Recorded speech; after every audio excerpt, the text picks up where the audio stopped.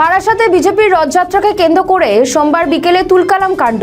অভিযোগ, বারাসাতের হেলা বটতলায় অস্থায়ী মঞ্চে বিজেপির রাজ্য সভাপতি শ্রমিক ভট্টাচার্যের উস্কানিমূলক মন্তব্য চলাকালীন বিজেপি কর্মী সমর্থকেরা হেলা বটতলায় আইএনটিটিইউসির দলীয় অফিস ভেঙে চুরমার করে।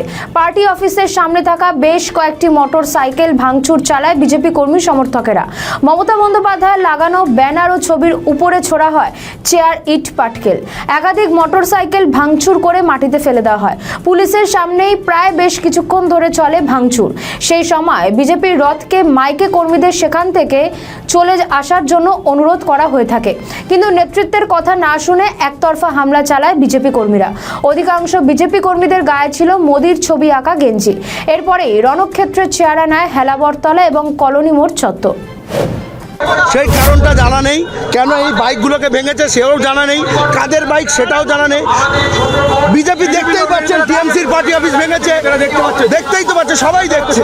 এই ভাঙচুর করার মানেটা কি? সাধারণ মানুষও দাঁড়িয়ে দেখতে পাচ্ছে কারা ভাঙচুর করছে। এখন যদি এইভাবে সন্ত্রাস এখনো আসতে পারেনি, এতেই সন্ত্রাস। মুহূর্তে এইভাবে সন্ত্রাস হলে তো কিছু বলার নেই। দেখুক পশ্চিমবঙ্গবাসী, দেখুক কাদের জন্য এরা কি করছে। আমি ছিলাম, এসে দেখছি ভাঙচুর করা হয়েছে। বিজেপির লোকেরা, কর্মীরা দাঁড়িয়ে আছে, নেতারা দাঁড়িয়ে আছে, সবাই দেখতে পাচ্ছে সামনে। কিসের বিক্ষোভ কে জানে? মিছিল করতে এসে মিছিল করবে, চলে যাবেন। তৃণমূল নিশ্চয়ই কোনো ক্ষোভ আছে।